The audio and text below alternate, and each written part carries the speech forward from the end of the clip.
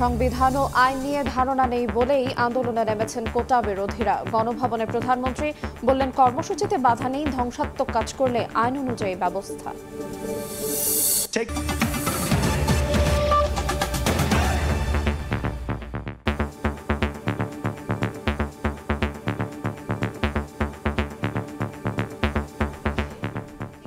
দেখছিলেন শিরোনাম, প্রবাস সময়ের সঙ্গে আছে আইরিন আয়াত। বাংলা ব্লকের পর এবার গণপদযাত্রা করলেন কোটা বিরোধী আন্দোলনকারীরা।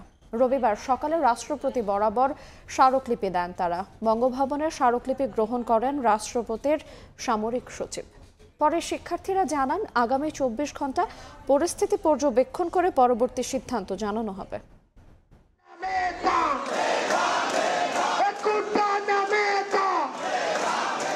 তেজদীপ্ত তারুণ্যের স্লোগানে স্লোগানে প্রকম্পিত রাজপথ, হাতে লাল সবুজের পতাকা, বুকে বাংলাদেশ, সব মিলিয়ে এ যেন এক জনসমুদ্র, তারুণ্যের ঢল।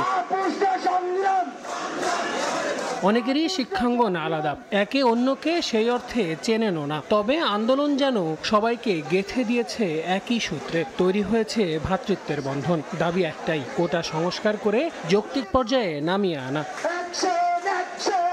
সকাল থেকেই ঢাকা বিশ্ববিদ্যালয়ের বিভিন্ন হল এবং রাজধানীর বিশ্ববিদ্যালয়গুলো থেকে ঢাকা বিশ্ববিদ্যালয় গ্রন্থাগারের দিকে আসতে থাকে কোটা বিরোধী আন্দোলনকারীরা। টুকরো টুকরো মিছিল পরিণত হয় জনসমুদ্রে। প্রতিবন্ধী, ক্ষুদ্র নিগোষ্ঠী এবং মুক্তিযোদ্ধার সন্তান পর্যন্ত কোটা রেখে সর্বোচ্চ 5% কোটা রেখে সংসদে আইন পাস করে কোটার একটা স্থায়ী সমাধান করতে হবে। পড়ার টেবিলে ফিরতে চাই।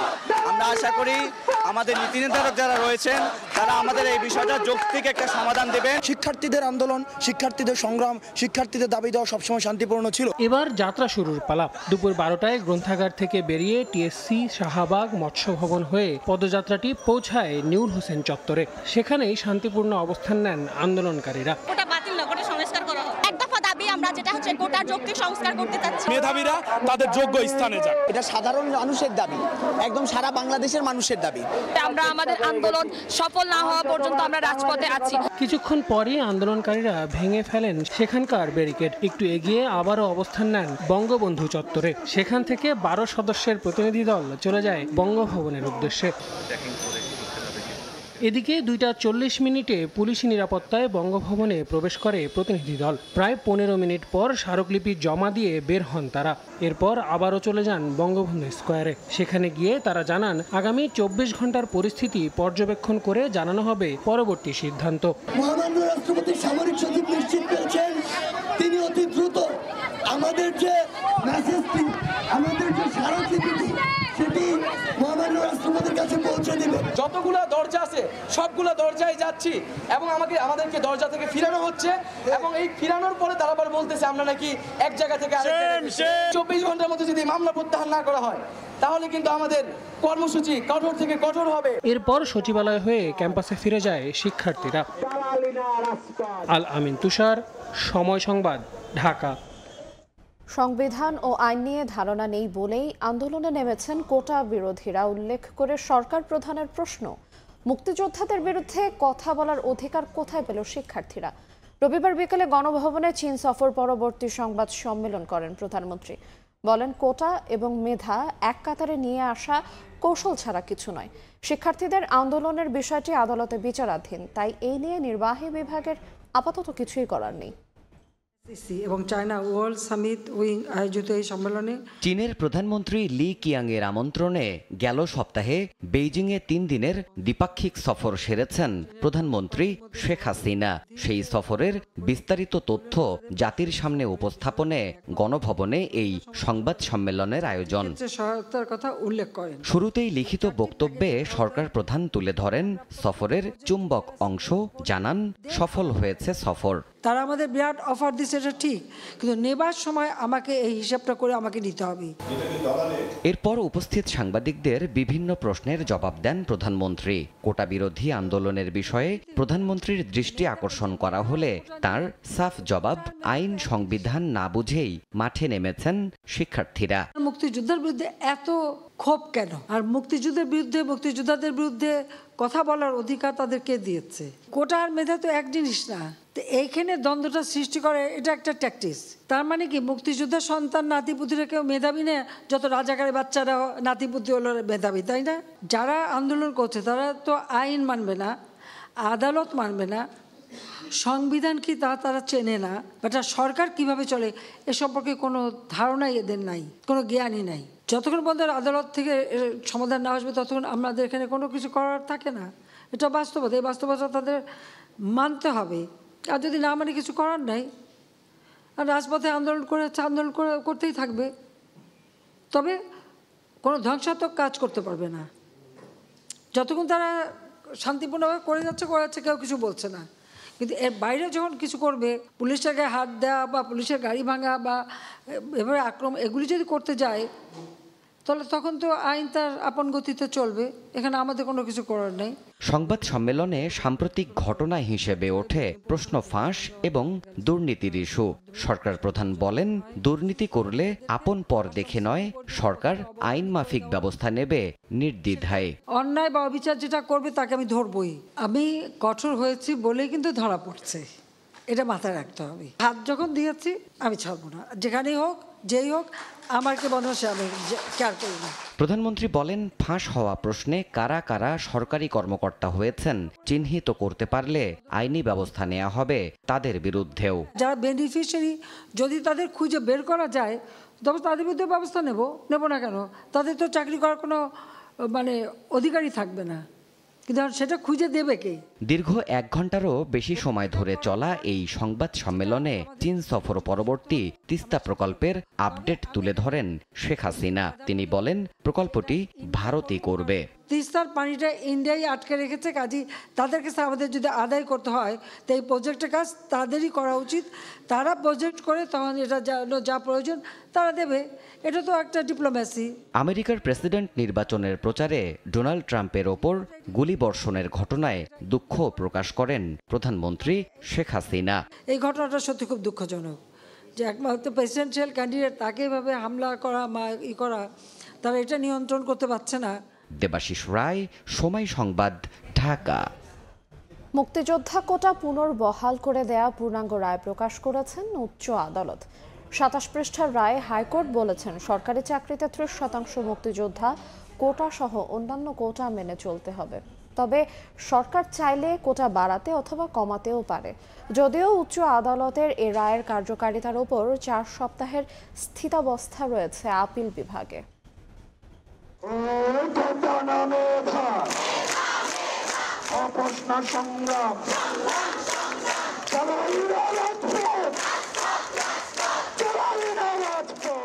যে রায় ঘিরে এত উত্তেজনা, আন্দোলন, অবশেষে ঘোষণার 1 মাস 9 দিন পর মুক্তিযোদ্ধা কোটা পুনর্বহালের পূর্ণাঙ্গ রায় প্রকাশ করল দেশের সর্বোচ্চ আদালত। যদিও এ রায়ের কার্যকারিতার উপর 4 সপ্তাহের স্থিতাবস্থা রয়েছে আপিল বিভাগের।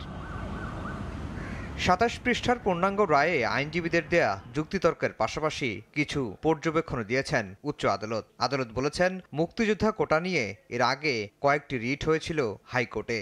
সবকটি রিটেই সরকারি চাকরিতে 30% কোটা কঠোরভাবে মেনে চলতে বলা হয়েছে। রায়ের শেষাংশে মুক্তিযোদ্ধা কোটাসহ জেলা, নারী, শারীরিক প্রতিবন্ধী ও আদিবাসী কোটা পদ্ধতি মেনে চলতে বলা হয়। উচ্চ আদালত রায়ে এও বলেছেন, সরকার যদি মনে করে কোটা ব্যবস্থার পরিবর্তন, কমানো কিংবা বাড়ানো দরকার, তাহলে এ রায় কোনো বাধা হয়ে দাঁড়াবে না। 7 আগস্ট সর্বোচ্চ আদালতে শুনানির জন্য ফের উঠবে কোটা ইস্যু। আফজাল হোসেন, সময় সংবাদ, ঢাকা। বিনিয়োগের সঙ্গে পাল্লা দিয়ে বাড়ছে রেলের লোকসানও। গত 10 বছরে এর পরিমাণ ছাড়িয়েছে 15,000 কোটি টাকা, অথচ এই সময় রেলের উন্নয়নে খরচ হয়েছে প্রায় 1.5 লাখ কোটি। যোগাযোগ বিশেষজ্ঞরা বলছেন, অপরিকল্পিত বিনিয়োগের খেসারত দিচ্ছে রেলওয়ে। আর রেল সচিবের দাবি, চলমান প্রকল্পগুলো শেষ হলে মিলবে সুফল। এই জন্য অপেক্ষা করতে হবে আরও 5 বছর। নাজমুস সালেহের রিপোর্ট। গত এক যুগে রেলের বিনিয়োগ ছাড়িয়েছে অতীতের সব রেকর্ড। শুধু উন্নয়নের জন্য এ সময় খরচ হয়েছে প্রায় 1.5 লাখ কোটি টাকা। বিপুল পরিমাণ এই অর্থে বেশ কিছু মেগা প্রকল্প বাস্তবায়ন হয়েছে, তবে বাড়েনি যাত্রী সেবা। এক যুগ পরও যাত্রীদের অভিযোগ রয়ে গেছে আগের মতোই। যে পরিমাণ টিকিট দরকার সেই পরিমাণ আসলে টিকিট পাওয়া যায় না। রংপুর, দ্রুতযান, চিলাহাটি, নীলসাগর, তারপরে বনলতা, এগুলো সব ট্রেনে প্রতিদিন লেটে যাচ্ছে।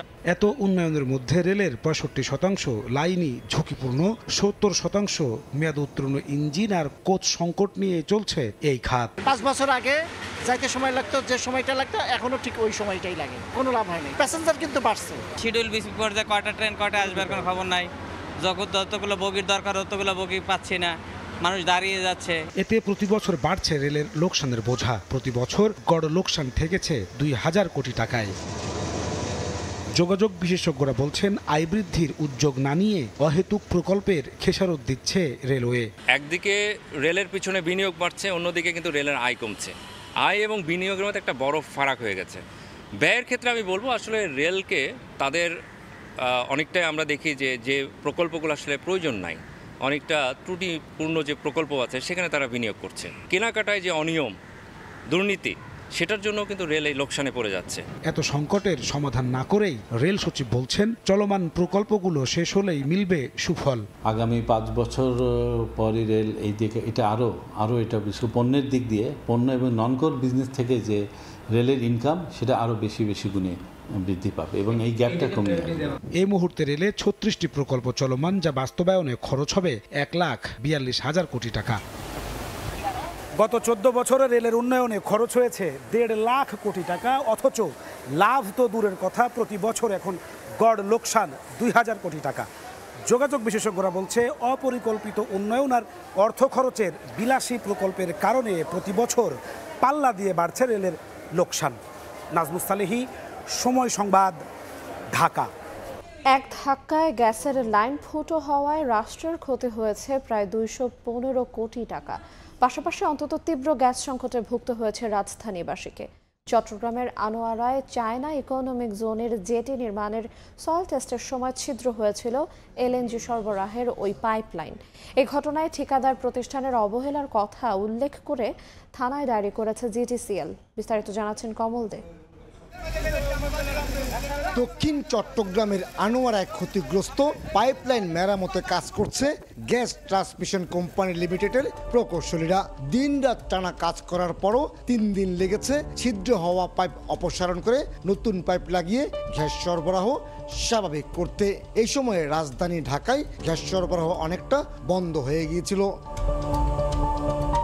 চট্টগ্রামের কর্ণফুলী থানায় দায়ের করা সাধারণ ডায়েরিতে গ্যাস ট্রান্সমিশন কোম্পানি লিমিটেডের নিরাপত্তা বিভাগের সহকারী কর্মকর্তা মোহাম্মদ মহিউদ্দিন ভূঁইয়া অভিযোগ করেন, চায়না ইপিজেটের জেটি নির্মাণের সয়েল টেস্ট কাজ পরিচালনার সময় গ্যাস সঞ্চালন পাইপের ক্ষতি সাধন করে। জিটিসিএল কর্মকর্তারা জানতে পেরে এরপর পরেই ওই পাইপ দিয়ে গ্যাস সরবরাহ বন্ধ করে দেওয়া হয়।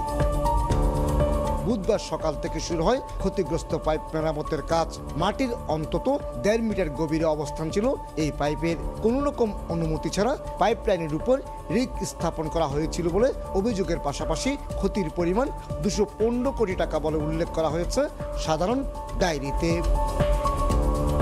গভীর বঙ্গোপসাগরে অবস্থান রয়েছে তরল এলএনজিবাহী 2টি টার্মিনালের। এসব টার্মিনালের তরল এলএনজি গ্যাসে রূপান্তর করে গ্রাহকদের কাছে সরবরাহ করা হয়। 2টি পাইপ দিয়ে প্রতিদিন প্রায় 1100 মিলিয়ন ঘনফুট গ্যাস সরবরাহ করা হয়। কমল দে, সময় সংবাদ, চট্টগ্রাম। গত বছর খারাপ অবস্থা থাকলেও চলতি বছর দেশের অর্থনীতি ঘুরে দাঁড়াচ্ছে বলে জানিয়েছেন প্রধানমন্ত্রীর বেসরকারি শিল্প ও বিনিয়োগ বিষয়ক উপদেষ্টা সালমান এফ রহমান। রবিবার বিকেলে রাজধানীর এক হোটেলে বেসিস আমেরিকা ডেস্কের উদ্বোধনী অনুষ্ঠানে তিনি কথা বলেন। এ সময় ডিজিটাল বাংলাদেশ নিয়ে অনেক সমালোচনা হয়েছে উল্লেখ করে সালমান এফ রহমান বলেন, ডিজিটাল বাংলাদেশ বাস্তবায়ন করে স্মার্ট বাংলাদেশ বিনির্মাণের উদ্যোগ নিয়েছে সরকার। 2টি সাবমেরিন কেবলের পর 3য় সাবমেরিন কেবল যুক্ত হতে যাচ্ছে বাংলাদেশ। তথ্য প্রযুক্তি খাতের উন্নয়নে প্রণোদনা ও কর ছাড় সহ নানা সুযোগ সুবিধা দেওয়া হচ্ছে বলেও উল্লেখ করেন তিনি।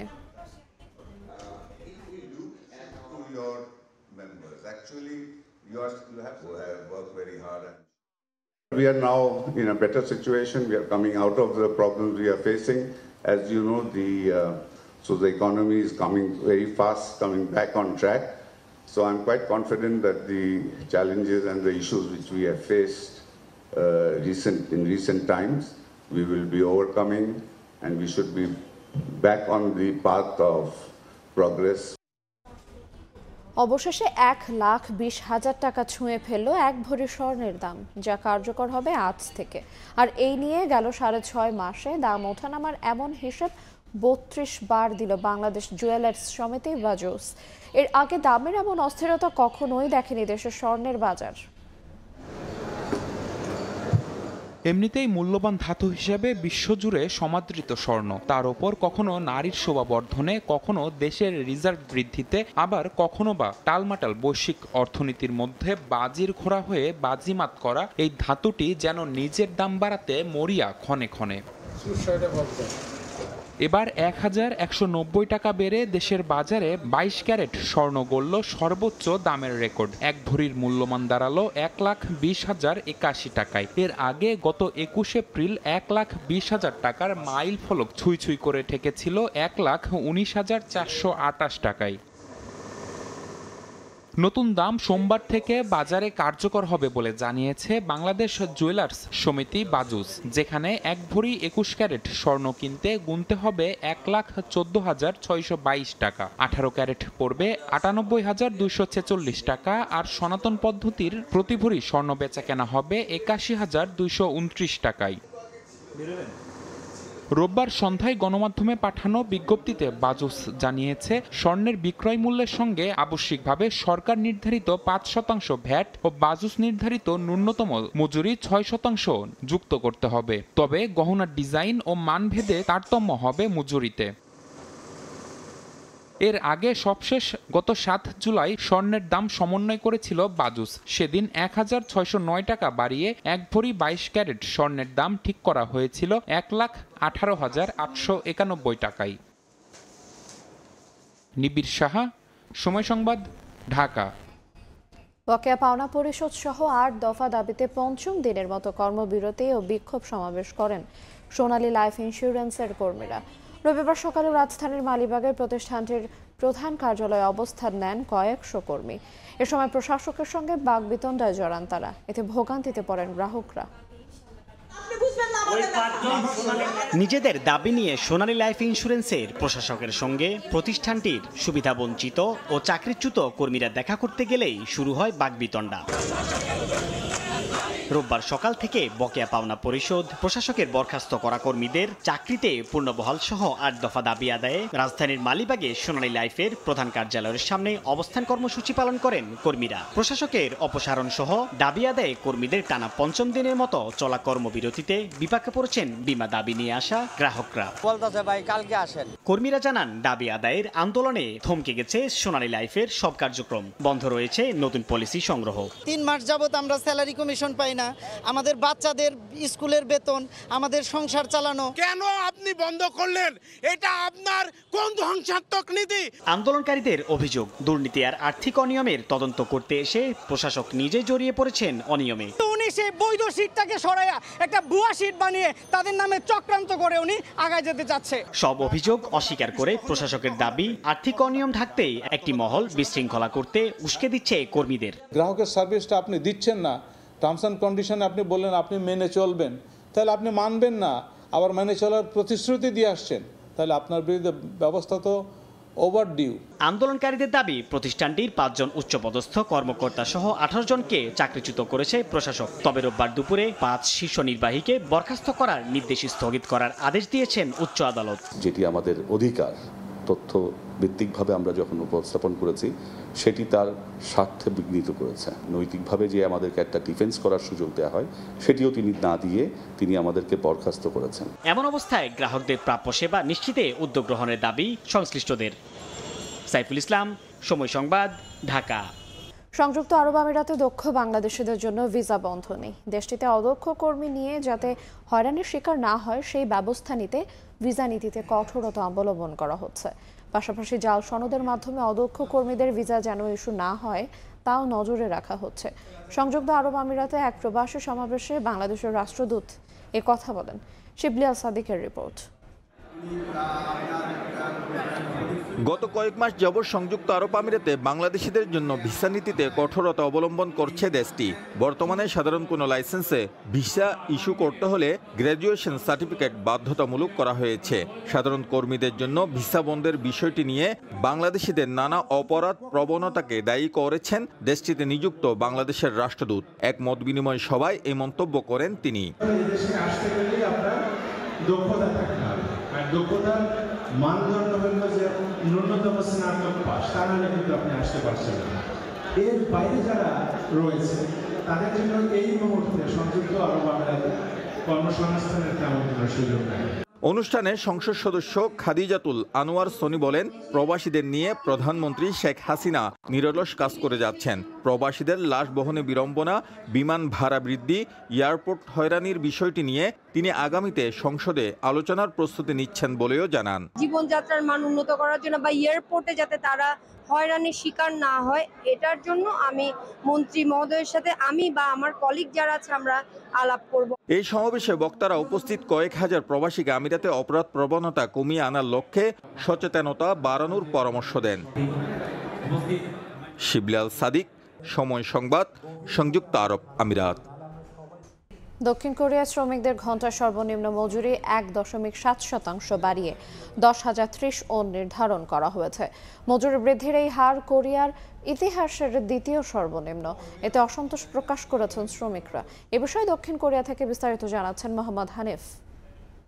দক্ষিণ কোরিয়ায় 2025 সালের জন্য সর্বনিম্ন বেতন স্কেল নির্ধারণ করা হয়েছে, যা 2024 সালের তুলনায় ঘন্টায় 170 ওন বা 1.7% বৃদ্ধি করা হয়েছে। 2025 সালের জন্য সর্বনিম্ন মজুরি নির্ধারণ করা হয় প্রতি ঘন্টায় 10,030 ওন, যা মাসিক 209 কর্মঘণ্টায় 20,96,270 ওন হয়, যা বাংলাদেশি টাকায় 1,80,000 টাকা। ন্যূনতম মজুরি কমিশনের 11তম পূর্ণাঙ্গ বৈঠকে পৌঁছায় এই সিদ্ধান্ত। টানা 2 ঘন্টা ধরে চলা এই ম্যারাথন আলোচনায় অবশেষে মালিক পক্ষ এবং শ্রমিক পক্ষ এই সিদ্ধান্তে পৌঁছায়। তবে 1.7% এই বৃদ্ধির হার দক্ষিণ কোরিয়ার ইতিহাসে দ্বিতীয় সর্বনিম্ন মজুরি এটি, যা 2021 সালে 1.5% বৃদ্ধি করা হয়েছিল। ন্যূনতম মজুরি কমিশন বৈঠকে মূলত মালিক পক্ষ বেতন না বাড়ানোর পক্ষে যুক্তি দেন, আর অন্যদিকে শ্রমিক পক্ষের নেতারা ক্রমবর্ধমান মুদ্রাস্ফীতির কারণে উল্লেখযোগ্য দ্রব্যমূল্যের বৃদ্ধির বিষয়টি তুলে ধরে তারা ঘন্টায় 12,600 ওনের দাবি জানান। এদিকে আনুষ্ঠানিকভাবে 5ই আগস্টের মধ্যে নতুন ন্যূনতম মজুরি ঘোষণা করবে শ্রম মন্ত্রণালয়, যা আগামী জানুয়ারি থেকে কার্যকর হবে। এদিকে দক্ষিণ কোরিয়ায় বসবাসরত প্রবাসী বাংলাদেশিদের মধ্যে ন্যূনতম মজুরি বৃদ্ধির বিষয়টি নিয়ে অসন্তোষ প্রকাশ করেছেন অনেকেই। প্রবাসীরা জানিয়েছেন, যে হারে দ্রব্যমূল্য বৃদ্ধি পেয়েছে সেই হিসেবে বেতন বাড়ানো হয়নি। দক্ষিণ কোরিয়া থেকে মোহাম্মদ হানিফ, সময় সংবাদ। ফ্রান্সের রাজনৈতিক টানাপোড়েনের মধ্যেই নানা আয়োজনে পালিত হলো দেশটির জাতীয় দিবস বাস্তিল ডে। মনোমুগ্ধকর কুচকাওয়াজ সহ বিভিন্ন আয়োজনের মধ্যে ছিল অলিম্পিকের শিখা প্রজ্বলন ও প্রদক্ষিণ। এই উপলক্ষে দেশটিতে মোতায়েন করা হয় বিপুল সংখ্যক আইনশৃঙ্খলা রক্ষাকারী বাহিনীর সদস্য, নেওয়া হয় নিশ্ছিদ্র নিরাপত্তা ব্যবস্থা। প্যারিস থেকে বাস্তিল দিবসের আরও জানাচ্ছেন মোহাম্মদ লুৎফর রহমান বাবু।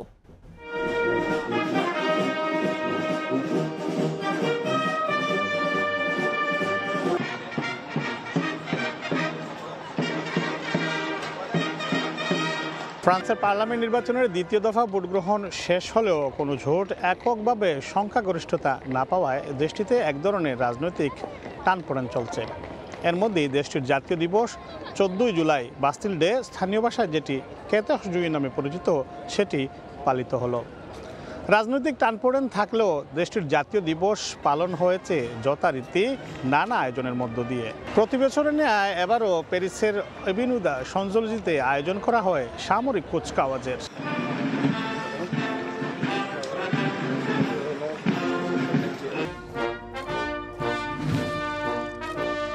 মনোমুগ্ধকর এই কুচকাওয়াজে ছিল নান্দনিক মোটর শোভাযাত্রা, বিভিন্ন সামরিক বাহিনীর সাজোয়া জাহানের বহর, হেলিকপ্টার ও বিমান বাহিনীর বিশেষ মহড়া। বিমান বাহিনীর মহড়ার সময় বিমান থেকে পতাকার আদলে রং ছড়ানো হয়। প্রথা অনুযায়ী খোলা জিপে প্যারেড গ্রাউন্ড প্রদক্ষিণ করেন প্রেসিডেন্ট ইমানুয়েল ম্যাক্রো। এ সময় তিনি হাত নেড়ে সবার সাথে শুভেচ্ছা বিনিময় করেন। এই অনুষ্ঠানে উপস্থিত ছিলেন দেশটির ফার্স্ট লেডি ব্রিজিট ম্যাক্রন, প্রধানমন্ত্রী গাব্রিয়েল আতাল ও স্বরাষ্ট্রমন্ত্রী জারাল দারমানা সহ উচ্চপদস্থ সামরিক কর্মকর্তারা। আমার ছেলে এখানে কেতজুয়ের প্যারেডে অংশগ্রহণ করছে। সামরিক বাহিনীর যে বিভিন্ন গ্রুপগুলো যেই এই ধারাবাহিকভাবে প্যারেডে অংশগ্রহণ করছে খুব সজ্জিতভাবে, এটা খুব সুন্দর লাগছে আমার কাছে। আর মাত্র কদিন পরেই বিশ্ব অলিম্পিকের আসর বসতে যাচ্ছে রাজধানী প্যারিসে। সামরিক কুচকাওয়াজ অনুষ্ঠানে দেখা মিলল অলিম্পিকের মশালের। প্রজ্বলিত অলিম্পিকের শিকা প্রদক্ষিণ করে সামরিক কুচকাওয়াজের, যা দেখে মুগ্ধ সাধারণ মানুষজন।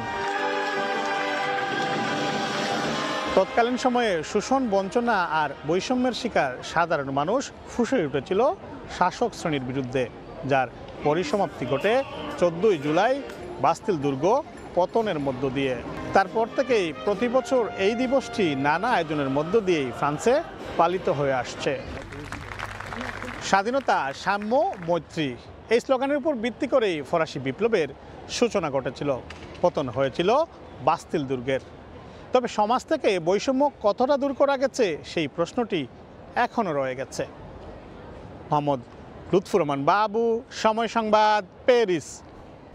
দুই বাংলার বিশিষ্ট জনের উপস্থিতিতে অনুষ্ঠিত হলো ভারত বাংলাদেশ যুব মৈত্রী পরিষদের প্রথম প্রতিষ্ঠা বার্ষিকী। রবিবার সন্ধ্যায় কলকাতার মোহিত মৈত্র মঞ্চে আয়োজিত এই অনুষ্ঠানে দুই দেশের সম্পর্কে সাধারণ মানুষের যোগাযোগের গুরুত্ব দেওয়া হয়। অনুষ্ঠানে বিশেষ অতিথি হিসেবে উপস্থিত ছিলেন বর্ষিয়ান কংগ্রেস নেতা প্রদীপ ভট্টাচার্য। শুরুতেই দুই দেশের জাতীয় সঙ্গীত পরিবেশন করা হয়। এরপর প্রদীপ প্রজ্বলনের মধ্য দিয়ে অনুষ্ঠানের সূচনা করেন আমন্ত্রিত অতিথিরা। এই মুহূর্তে রাজধানীর শেফমেট লাউঞ্জে আছেন তামিম হোসেন। ফাইনাল নিয়ে দর্শকদের উন্মাদনার খবর জানাতে সরাসরি যাচ্ছি তার কাছে। তামিম, স্পেন ইংল্যান্ডের ইউরোপিয়ান শ্রেষ্ঠত্বের লড়াই কিন্তু জমে উঠেছে। আমরা প্রথমার্ধের খেলা শেষ হয়েছে এবং ওই ফাইনালের যে উন্মাদনা, সেই উন্মাদনা কিন্তু বাংলাদেশেও এসেছে। আমরা এখন একটি রাজধানীর 5 তারকা রেস্তোরাঁয় রয়েছি। সেখানে আমরা দেখতে পাচ্ছি যে আসলে সমর্থকদের মধ্যে কিন্তু অনেক উন্মাদনা ছিল। এখানে প্রথমার্ধের খেলা শেষ হয়েছে। সমর্থক বেশ কিছু সুযোগ কিন্তু দুদলই তৈরি করেছে। দুদলের মধ্যে কিন্তু টান উত্তেজনাপূর্ণ একটা ম্যাচ হচ্ছে, যে ম্যাচটা কিন্তু সত্যি কথা বলতে গেলে আসলে ম্যাচটা কিন্তু খুব ভালোভাবে উপভোগ করছেন। এখানে যেই সমর্থকরা আছেন তারা কিন্তু আসলে বলছেন আসলে ম্যাচটা কিন্তু অসাধারণ একটা ম্যাচ হচ্ছে, যেটা কিনা দু দলেরই কিন্তু সুযোগ আছে। যদি আমরা এর কথা বলি যে ইংল্যান্ডের কিন্তু একটা ইতিহাস গড়ার অপেক্ষায় আছে ইংল্যান্ড, তবে তারা কিন্তু বেশ কিছু সুযোগও পেয়েছিলেন। আবার যদি আমরা স্পেনের কথা বলি, স্পেন কিন্তু তাদের চতুর্থ শিরোপাটার জন্য লড়াই করছে। তারা কিন্তু সেই শিরোপাটা পাবে বলে অনেকের প্রত্যাশা, যেহেতু স্পেন পুরো আসরেই কিন্তু অসাধারণ একটা ফুটবল খেলেছে। এছাড়া তাদের তরুণ ফুটবলাররাও কিন্তু দুর্দান্ত ফর্মে আছে। আর অন্যদিকে যদি আমরা ইংল্যান্ডের কথা বলি, ইংল্যান্ড কিন্তু একটা অভিজ্ঞ দল। তারা কিন্তু এই ফাইনালে বড় ম্যাচগুলোতে কিন্তু ইংল্যান্ড কিন্তু যেই প্লেয়ারগুলো রয়েছে তারা কিন্তু ক্লাব পর্যায়ে খুবই অসাধারণ ফুটবল দেখিয়েছে এবং বড় ম্যাচগুলোতে কিন্তু তাদের ভালোভাবে হ্যান্ডেল করার দক্ষতা রয়েছে। সেদিক থেকে বলতে গেলে যেমন জুড বেলিংহ্যাম, জুড বেলিংহ্যাম কিন্তু কিছুদিন আগেই রিয়াল মাদ্রিদের হয়ে শিরোপা জিতেছে, চ্যাম্পিয়ন্স ট্রফি। এছাড়া আমরা যদি বলি আসলে স্পেনের কথাও যদি বলি, স্পেনের ইয়ামাল, এরা কিন্তু আসলে অসাধারণ ফুটবল উপহার দিয়েছে পুরো আসর জুড়েই। তবে এই ফাইনালটা আসলে এখন পর্যন্ত প্রথমার্ধে যে শেষ হয়েছে, এই ফাইনালে কিন্তু এখনও বলা যাচ্ছে না আসলে শেষ হাসিটা কারা হাসেন। কারণ আমরা দেখেছি আসলে পুরো ম্যাচটাতেই কিন্তু দুদলেই কিন্তু প্রথমার্ধে দুদলেই কিন্তু বেশ কিছু সুযোগ তৈরি করেছে, কিন্তু এখন শেষ পর্যন্ত কি হয় ম্যাচ সেটা দেখতে অপেক্ষায় আছেন সবাই। তো রাজধানীর 5 তারকা রেস্তোরাঁ থেকে ইংল্যান্ড স্পেন ম্যাচ নিয়ে এই ছিল আমার কাছে সবশেষ। আমরা জানছিলাম ইউরোর হাই ভোল্টেজ সেমিফাইনাল নিয়ে। এ পর্যায়ে শীর্ষ সংবাদগুলো জানিয়ে দেবো আরেকবার।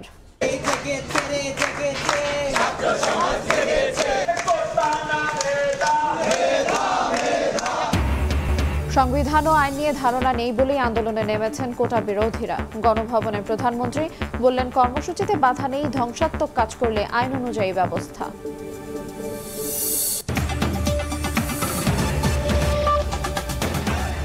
এই ছিল প্রবাসের সময়ের সঙ্গে থাকুন সময়ের।